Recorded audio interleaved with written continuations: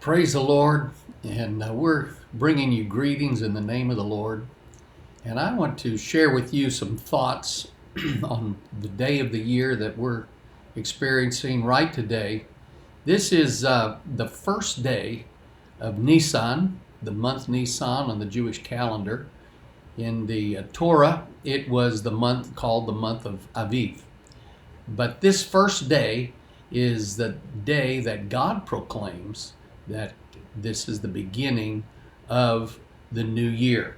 I'd like to read it to you out of the biblical text here, King James Version, Exodus chapter 12 and verses 1 and 2. And the Lord spake unto Moses and Aaron in the land of Egypt, saying, This month shall be unto you the beginning of months. It shall be the first month of the year to you. So right in the beginning of God's deliverance of Israel from Egypt, there was a command made that this would be the first month, the month of Aviv, and on the first day, it is proclaimed to be the new year appointed by God. It's the biblical new year.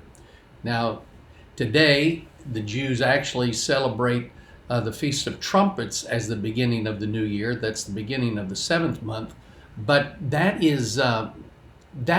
tradition comes to us from Babylon, from the captivity time, and they took on several things. Actually, that's when the name of the month was changed to Nisan, but it was originally biblically in the Torah as the Aviv. But I just want to share a couple thoughts about God's new year.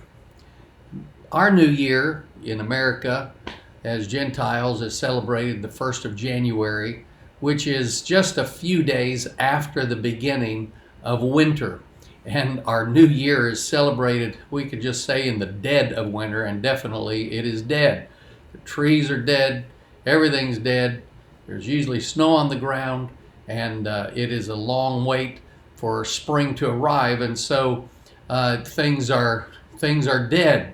And that's when we celebrate a new year. Even when Israel celebrates their civil new year in the beginning of the month of Tishri, it's not, that even is in the fall of the year, and things are beginning to die. It's after the harvest, and fall is setting in, and that's when they celebrate it. So it's looking forward into a dying time, and that's not when God placed it. God placed his new beginnings, his new year, in the spring, when things are coming to life, when the flowers are starting to bloom, grass is turning green, the leaves are starting to bud. Now, it just seems like that makes much more logical sense that the new year should be when there is new life taking place, and I just think God's pretty cool. His wisdom is so far above ours. I just thought I'd share that thought with you. So Wednesday, the 25th, well, at 6 p.m.